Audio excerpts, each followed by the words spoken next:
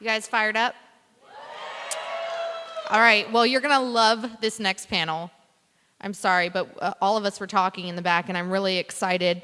No offense, you guys are the older, an older crowd.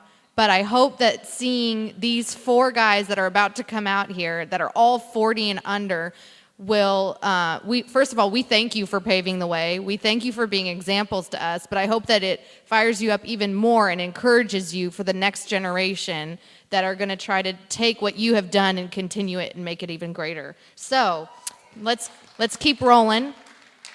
Help me welcome RJ Moeller from Hashtag Productions. RJ is a blogger, podcast host, and CEO of Hashtag Productions, an LA-based media company that specializes in live event planning around the country. He's also a contributor at the pop culture website, acculturated.com. Let's give RJ an awesomely warm hand clap.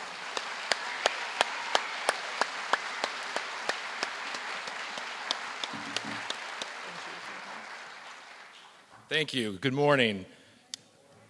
I am RJ Moeller. I'm originally from Chicago, moved out here a couple years ago to work for someone you guys might have heard of named Dennis Prager.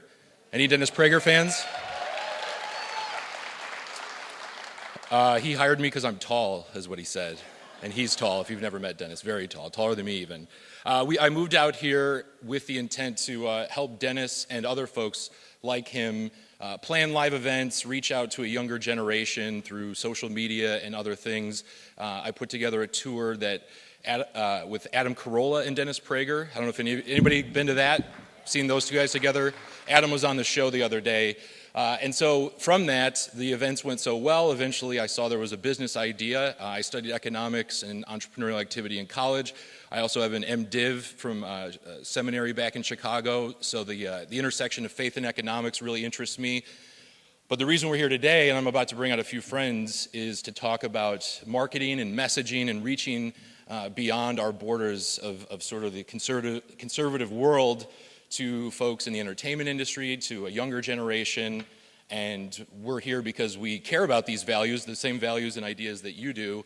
And we think that we have just some insights to offer, some perspective that might be a little bit different than you've heard before. So I'm going to bring these guys out. I'll just run through their names real quick, bring them all out at once, and then we'll jump right into our conversation. Owen Brennan is a good friend of mine. He has a production company called Madison, Mcqueen in El Segundo. El Segundo, if you don't know, is Spanish for affordable office space on the west side. And he's worked, he'll share more of his bio, but he's worked for Bill O'Reilly, Rudy Giuliani, and others, and been involved in the media production side for years. Ben Judge will be coming out. He works for the Claremont Institute. He's the director of continuing education.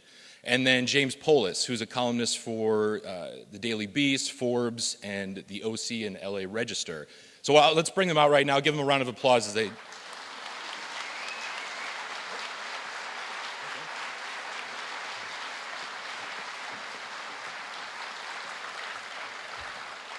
So how this is going to run, in a second here, I'm going to bring Owen up for some opening remarks.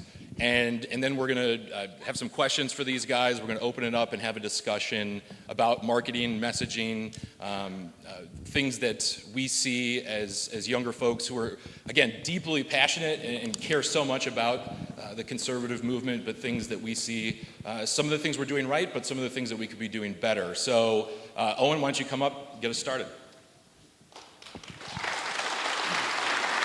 Hey, good morning, Inland Empire. It is an honor to be here. It is a total murderer's row of freedom-fighting sluggers today, and we're very happy to be hitting lead off, the Derek Jeter spot, I like to call it.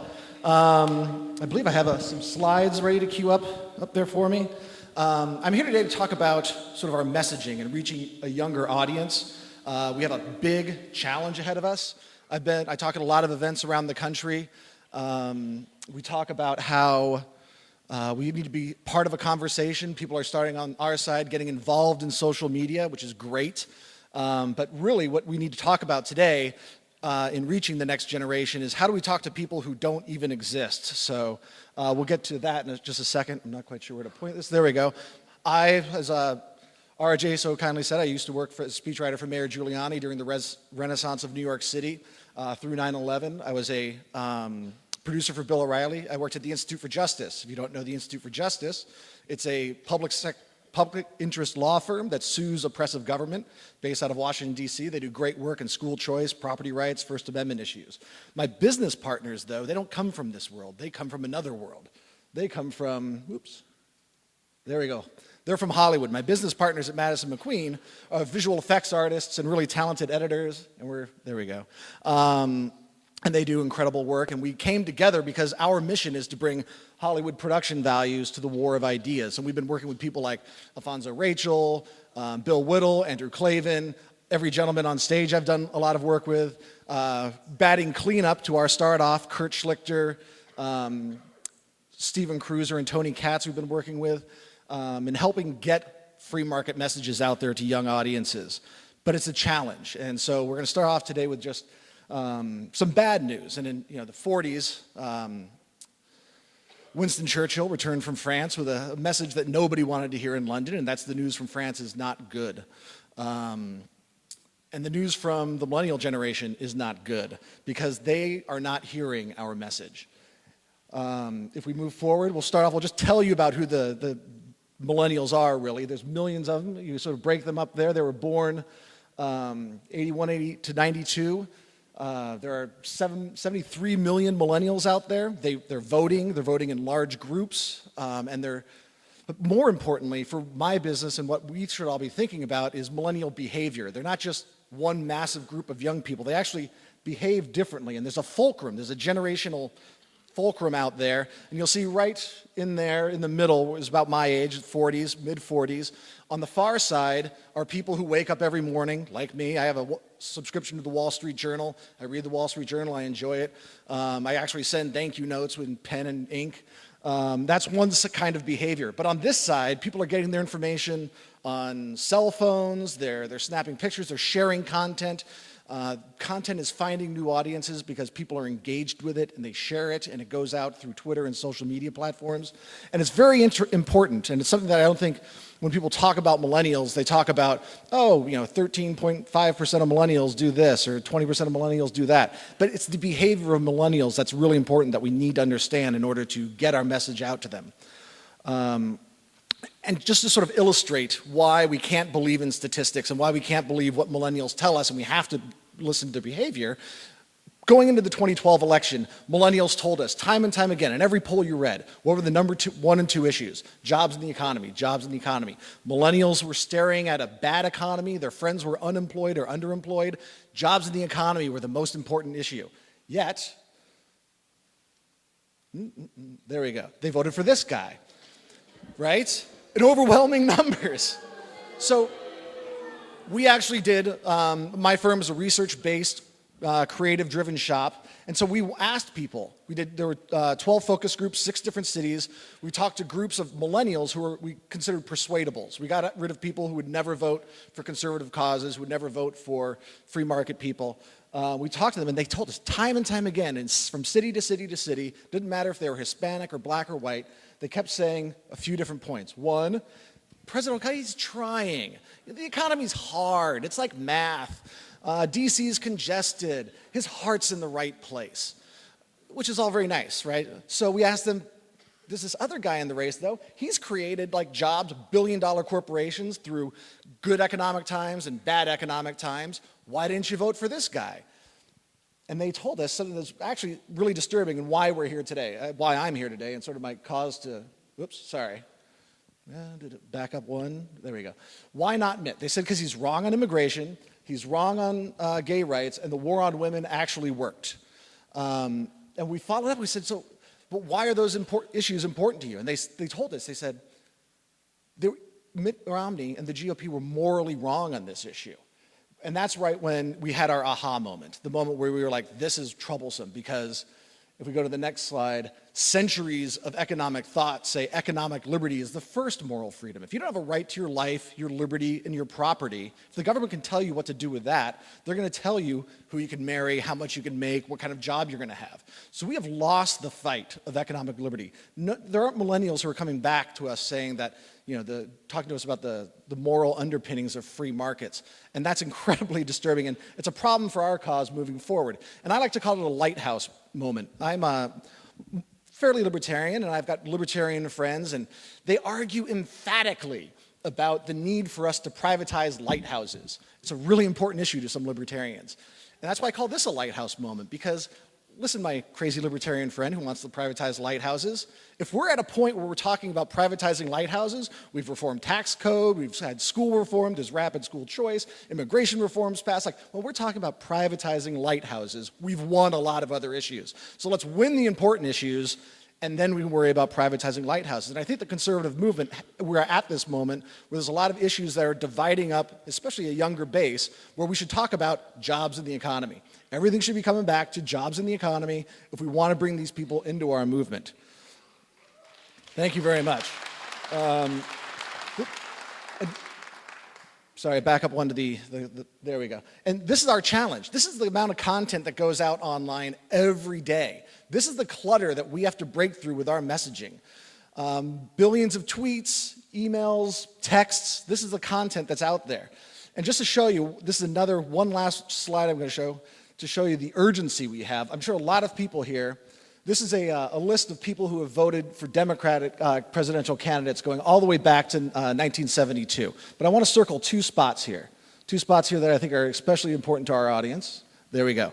Over here, we have the Carter-Reagan years, the Yaffers. I'm sure a lot of people here had worked with the Young Americans for Freedom back in their college days and their younger days. Well, look at how many Republicans were signing up. Young Republicans were voting for Reagan back in there. 60% of them. That's pretty incredible. You fast forward to the Barack Obama years, and you see that Barack Obama has 66% of young people voting for him and 60% of young people voting for them in the last two cycles. The reason why this is the problem is those people are going to be active, engaged Democrats for the rest of their lives. They'll be looking back at the Obama administration the way we look back at the Reagan administration, and that should scare us all to death. So I'm going to turn everything over. It's not all doom and gloom. We're going to talk about ways we can solve this problem, but I appreciate your time, and I'll turn it back over to RJ. Thank you. Thanks, Owen. Great stuff. So now we want to have a conversation with these guys. Each of us is doing slightly different things, but we've all spent time working with think tanks, with media organizations, production companies. We all live in the Los Angeles area and are very interested in communicating some of these things to you guys and others out there of ways that we can deal with a lot of the stuff that Owen just talked about and some strategies for that. So I'm going to start off with a question and give the floor here to my friend Ben Judge at the end. Ben, again, is at the Claremont Institute, think tank here in the Los Angeles area. And so, Ben, if you would, talk for a minute about your experiences there, some of the things that you guys are dealing with, and some thoughts on the more strengths and weaknesses of the intellectual side and the intellectual argument we're making. Yeah, thanks, RJ. So I told Owen that after that presentation we needed to offer you all a drink, so if you all want to go and get something stiff before you come back. But I'll just, to answer your question, I'll come off of what I felt was the most important word that Owen said in his whole presentation, which is persuade.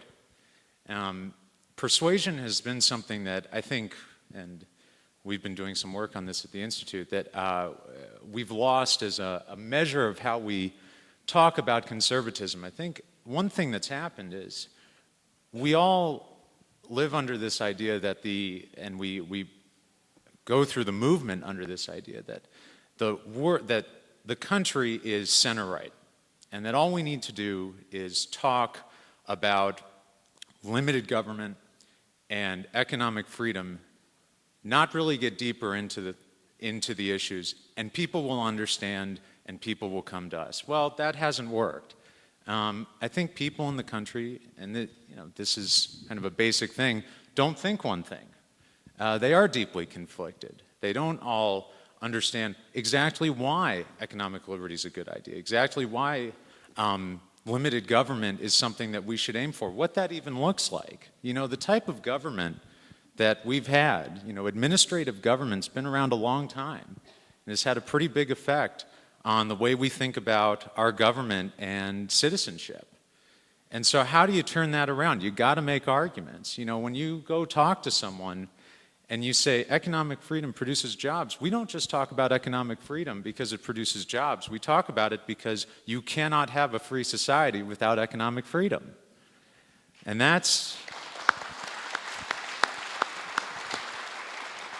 And so we need to get back into the persuasion business. And that, just to finish out with the question, that starts with the guys we elect and the people we put in office and the guys who have to make that argument. One of the basic answers to a lot of these questions is we got to demand more of these guys.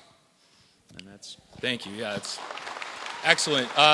Turning here now to my friend James Poulos. Again, James is a columnist at the Daily Beast and Forbes. He's also lead singer in a rock band, Black Highlighter. James has, there's the Dos Equis, most interesting man in the world commercials. James is one of the most interesting men in the world, in my opinion. Which is, I know it's, now I've set you up for, you gotta dance or something on stage. But James, as somebody who, has been through, been to law school, grad school, very, staying in line with the intellectual question, the intellectual argument. You're also somebody who's in the, lives and is immersed in the artistic community here in Los Angeles. What does any of this stuff mean to you? What has your experience been like living here, working here, creating art here in Los Angeles, and going off of the data and some of the points that Owen showed us here? What is the relevance of all of this in your world, in your daily life, and the people you interact with who aren't conservatives and don't read the Wall Street Journal?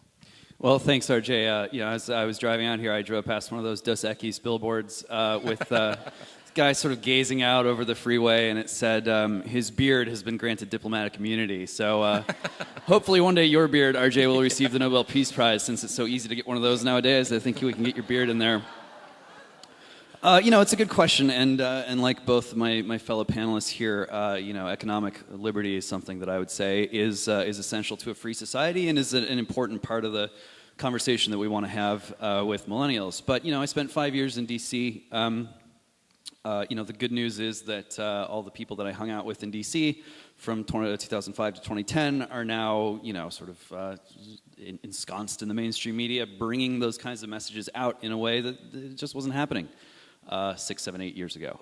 So there's a little bit of good news there, but I left DC. I left DC and I went back to LA and didn't want to get sucked completely into that machine, which can happen to even some of the best people. So what have I learned out here on the West Coast? I think back to one of the debates that Mitt Romney was present for. I think it was a town hall sort of debate. And, a young guy, millennial, stood up and got the microphone and then looked at Mitt and said, first words out of his mouth, "What can you do for me?" And Romney answered him. Out comes the litany of policy programs that will do something for this kid. Now, in an earlier time, a presidential candidate might have said, "No, what can you do for America?" But that didn't happen.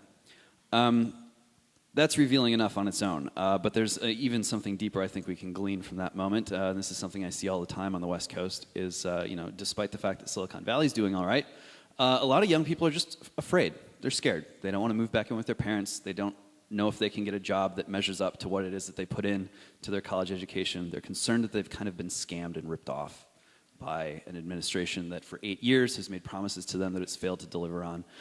They're skeptical about what politicians can do. They're cynical about politics as an enterprise, and they don't understand how political liberty and economic liberty hook up and work together. That's a problem. However, there's an even bigger problem that it creates, which is when you try to have that conversation about economic freedom, I think a lot of times the instinctual response is, I don't want economic freedom, I want economic security. And the Barack Obamas of the world say, well, we can give that to you.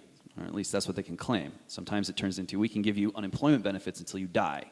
That ends up being the promise.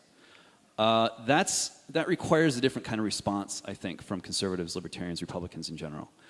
Because this same group of Democrats who makes a promise about economic security that plays off of economic fear then turns out to be the same government that says, you should have that same sense of fear that motivates you economically about national security, about foreign policy, about civil liberties. You should be afraid all the time so that we can violate the Fourth Amendment, so that we can fight undeclared wars around the world without congressional approval, so that we can surveil you on the internet when and where we please, and only a secret court will tell us no. Oh, by the way, the secret court never tells us no, so just keep that in mind. Now, it's true that I'm a musician and that I am in a band, and it's fun. It is fun, but occasionally you do learn a thing or two about politics, strangely enough. One of the things that I experienced, especially in California, watching this little sort of libertarian Tea Party conservative boomlet that's still taking place, is people are aware of it. It's sort of like a little band. People are aware of the band. They're aware of what kind of music it makes. But on everyone's minds is sort of like, well, where's your hit? Where's your big breakthrough hit? New wave of libertarian conservative people. We know you, we kind of like you, but where's that big hit? I'm not sure if it's going to come from an economic conversation. I think it might come from striking a clear contrast on things like surveillance and civil liberties with the other side. That's a place where they're vulnerable. And just to wrap up the point, once you get people sort of ready to accept that we don't need to be ruled by this kind of panicky, disempowered fear when it comes to things like surrendering our civil liberties, surrendering our constitutional rights, then they can begin, I think, to understand, consider that, well, wow, maybe I have the confidence and security in being an American to revisit the question of economic freedom in a way that suddenly this message will seem a lot more powerful. Thank you. Great. A lot of interesting points there. Owen, jumping over to you, feel free to respond to any of that, but also wanting to get your perspective. Again, all of us have worked or been affiliated with think tanks and activist groups, and we've seen money and time spent well. We've seen it spent not so well on things. You're someone who's worked on campaigns and in the media, behind the scenes, and now as your company produces content and videos for different groups and most notably the Obamacare ads, the creepy Uncle Sam ads. I don't know if anyone has seen those on YouTube. Jon Stewart and The Daily Show didn't like them, so you know they're good. But that deserves a round of applause. Owen, talk a little bit about that side of things and in your opinion, what we're doing well or what we could be doing better specifically in terms of how we spend our time and money as a center-right movement. Well, thanks. Hello, test. Okay, so we have, like I said, our agency is a research-driven creative shop, meaning that we like to know what the audience thinks about a subject before we talk to the audience about a subject. It's a strange notion that nobody outside of the Beltway seems to understand, but when you buy Coca-Cola, when you buy Marlboro cigarettes, there's a lot of market research in those areas. So we try to do that in the political space. And going into the elections last time around, there was a number of really important polls about millennials, and there was one that showed that 76% of millennials considered personality either important or very important in the person that they elected. Think about that for a second. First of all, when was the last time we ran somebody with personality? And what does that mean for not just that's a presidential candidate that they're talking about. What about when we want to talk about tax reform or surveillance state or the growth of the administrative state? How do we do that with millennials? How do we do that with younger audiences when they want personality?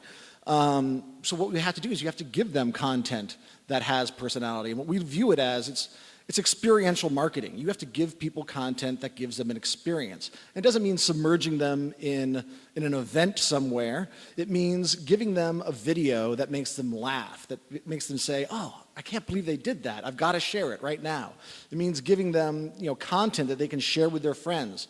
One aspect is to give them content that can make them funny at the water cooler the next day. Jon Stewart does that. Bill Maher does that. Our side does not do that. So yes, we need more content with personality if we want to find a larger, younger base for our conversation. Yeah, just to follow up on that, let me give you a normal conversation for how developing a social media strategy or online video strategy goes at a conservative research institution, or for that matter, at least until, I hope, recently, most congressional offices or campaigns. Oh, we need a social media strategy. Okay. Why? Because everyone has one. All right. Who's going to do it? hey, why How don't we many- make a Facebook page? Should we tweet Oh. something? Yeah. He's under the MySpace. age of 30. Oh, he must be an expert in this. And that's pretty much how this goes. One of the problems that we've had recently is that the kind of the political side and the ideas side and the messaging side have been seen as separate. And that to have an expertise in one, you don't need an expertise in the other. And for all the reasons we've been talking about, that's just not true. I don't think that's ever been true, but it's certainly not now. If you want to do this stuff, if you want to get the message out, you have to understand how to use Facebook and Twitter and online video, what you can do with it, what you can't. That is really important these days. And I think our side has been pretty late in the game in figuring that out, but it's, I hope, with places like Madison, Mcqueen, and hashtag, it's starting to. And to build off of your point, having a Facebook page or having a Twitter account is not a strategy. Those are tools. That's exactly right. And like a hammer and a screwdriver and a chainsaw, different tools work differently. And one thing that our side is really not waking up to as quickly as the left is that these tools are driven by algorithms. And these algorithms determine who's going to see your content. Facebook and YouTube are top of the list with algorithms that are driven by content. And so if people aren't sharing your content, if they aren't watching a full video, if they're not clicking a like button, if they're not commenting in the comments section, then nobody is going to be seeing your content. So again, that's why content needs to have personality. It needs to inspire a reaction. It needs to be, anytime you put something up on Facebook, you should be like, is this going to be, somebody going to share this? Next time you see a piece of content and you're like, oh my gosh, I have to share this. Think about the qualities that went into creating that content, whether it's a video or an article or a headline, because it's that engagement that's really driving the internet and changing the way the internet is working right now. Yeah, absolutely. James, will get to you in a second. I just wanted to add a couple of points. One, something that really inspired me to move west from Chicago. I love Chicago, go Blackhawks.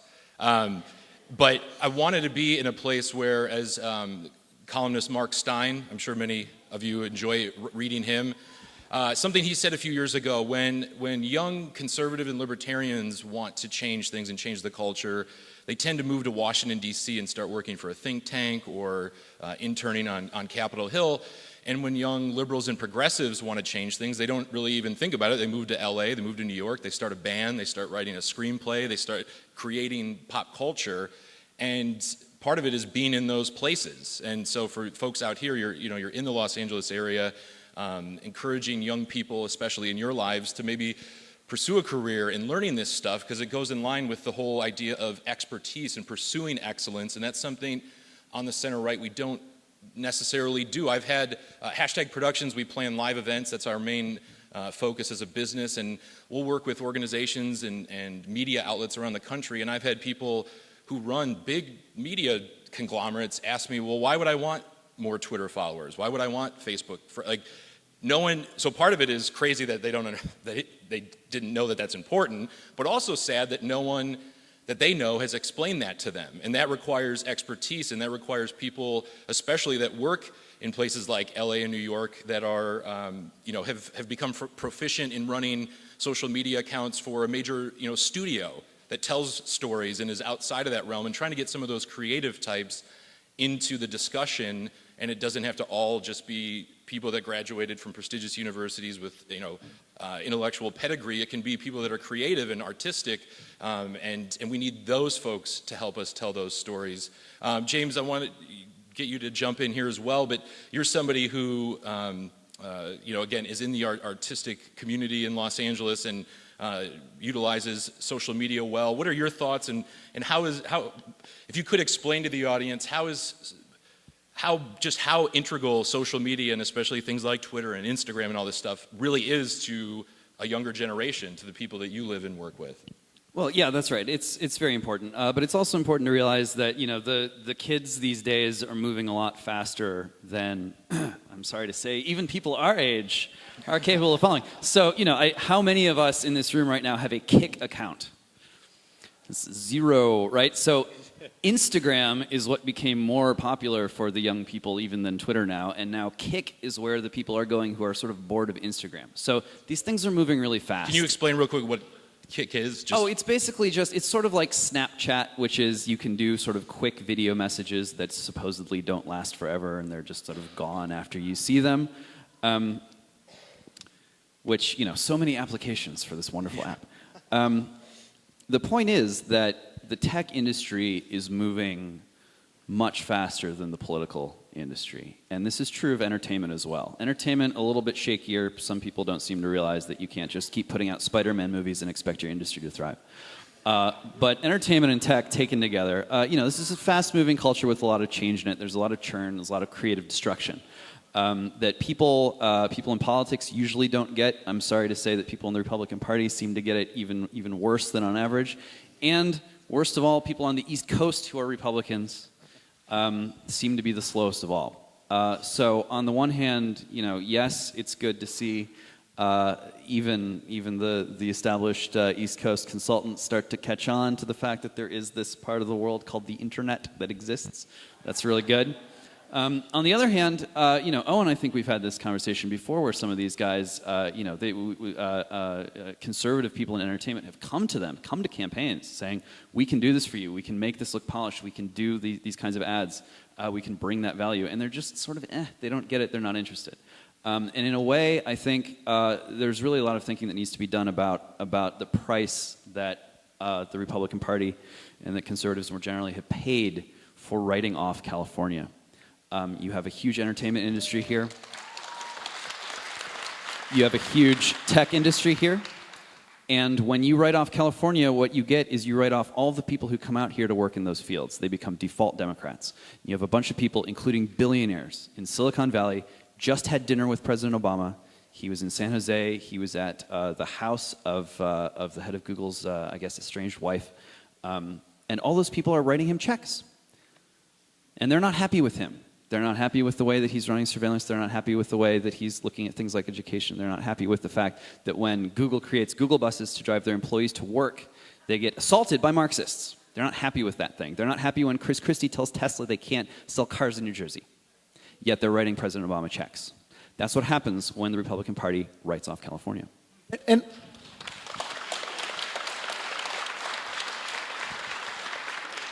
But what happens when Republicans don't write off California? We have to go back to Bush v. Gore. Bush actually spent money in California getting the message out, forcing Democrats to spend money in California. Could you imagine had the Gore campaign not spent the few millions of dollars out here in California, and instead maybe it spent it in, Florida? That race would not have been close, and we would have had President Gore. So, we don't have to, I think we can win California. I think I moved outside of the Beltway because I don't think change is going to come from inside of the Beltway. I think change is going to come from a creative community. The last great changer, the last great leader came from California. I think it's going to come again from outside of the Beltway. I think it's going to force the Beltway to change. And, once we put our state back into play, once we say, hey, we're going to fight, we're going to force them to spend money here as well. Yeah, that's great. So we're going to go down the line here with one final question. I'll ask it now, think about it, say a few closing words, and then come back to you guys.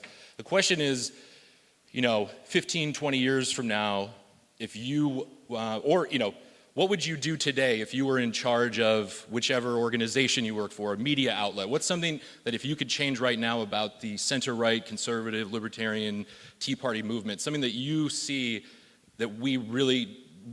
obviously there's going to be many things, but what's one thing that you would leave these folks with that needs to change and needs to change quickly in your opinion? So I'll give you a minute to think about that. I just wanted to say thanks to all of you guys for coming today. It's great to see so many people out here, and want to reiterate that we are here not as arrogant young guys saying you old fuddy-duddies don't know anything. That's not our attitude. We are here because we have the same values as you guys. We believe in these things, and we just want to contribute to it.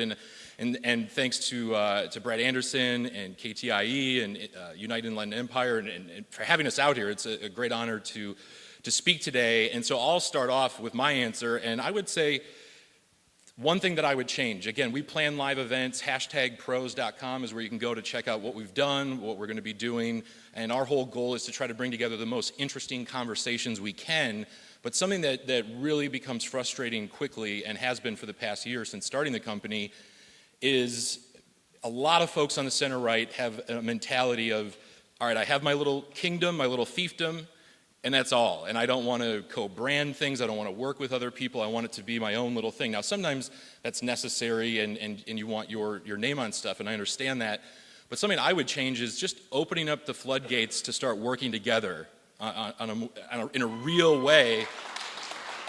The fight is too important. It's too big. The numbers that have been shown today, the things that you know from your just day-to-day experience, and especially if you have young folks in your life, children and people in college and that age, it's a tough battle out there for a war of ideas for hearts and minds, and we need to be working together and willing to come together for bigger events and bigger ideas and push things and share content and all of that stuff. So that's one thing I would change. Ben, why don't we start with you and we'll just come down. Give us a 1-minute quick answer. We're about out of time, but just something that you see that we need to change now and you would if you had the power. Maybe you have the power. I don't know. We always have the power, RJ. No. I'd say, and this is something that we can all do, it's demand more from the guys running for elected office. You know, do we have any golf players in the room? How many golf players we got out here? Some? Okay. Professional golfer, actually professional athlete in general, spends about 10, 12 hours a day on their sport. Hitting, developing their craft, developing a command so that when they get up against competition, they're ready, they're able. How many of the people that you know running for any office spend that much time on their craft? These are the most important, and I'm not just talking about the highest office, I'm talking about all levels. These are the most important offices we have in the United States. We live in a free society, we have to take them seriously. And it's not enough for these guys to pick up a briefing book, decide one day that, hey, gee, I want to run for office too. I'm going to pick up a briefing book, figure out what I need to say, and then go out and do it. You have to be thinking about this stuff for a long time. And not just thinking about it, doing it. Getting involved in messaging, thinking about that stuff seriously. This isn't just a one thing. This is many. These are complicated jobs. So that's what I'd like to see. I'd like to see a lot of the guys we have taking their jobs extremely seriously, not sending out their staffs to do the heavy lifting, but really pulling their sleeves up and doing the work themselves. Awesome, thank you. James. Ben, I want to thank you for setting the table there because I'm just going to take the opportunity to jump off of what it is that you've said because this isn't just true about policies. Briefing book syndrome is not just a policy problem. It's an intellectual problem. It's a conceptual problem. It's a problem of political principle. And I see this all the time. You know, when I was in D.C., I was studying political theory at Georgetown. And one of the things that you discover is just how ignorant people are about the sources of the concepts that rule their view of the world. And this is what happens with politicians. They get their briefing book, they understand what talking points to use, they understand what policies to discuss, but they don't bring it back to first principles. And here's how this can come into play, and this is what I want to talk about. It's great when we make the case for liberty. It's great when we make the case for freedom. Sometimes, to ordinary people, that sounds like just another attorney trying to convince them of a case. It sounds like just another admin trying to pitch them on a product. There's a cynicism there that's really hard to break through. If the conversation changed just a little bit, you can make a big difference in people's lives if you change the conversation to say, guess what? Courtesy of nature and nature's God, you are stuck with freedom. You are free no matter what. Even if you are oppressed by government, you are still free. Even if you hate the life that you live, you are still free. You are stuck with freedom, and when you realize that, then you get the courage to actually live into freedom. That's the kind of argument that can change people's lives. Great. Real quick, close us out, Owen. Final thought. I think, to their 2 points, if we want a better country, we need better politicians and we need better citizens. And seeing this room full of you guys, it gives us hope You are the people that are going to affect change. But I'm going to go back to your original premise. If I had a magic wand and I could do one thing to change things for the better, it would be to make the consultant class disappear. There is a soulless, pragmatic consultant class in Washington that views political campaigns as ATMs. And in exchange for those dollars, they give their candidates the talking points book. And those candidates are expected to go out there and win. When really, it's real people that should be, getting the message to politicians. I think that, there's a different set of people out there, and those people are you. We need more people like you out there fighting for change in our system. Awesome. All right, let's give it up one more time for Ben Judge, James Poulos, and Owen Brennan. Thank you, guys. Thanks a lot for having us.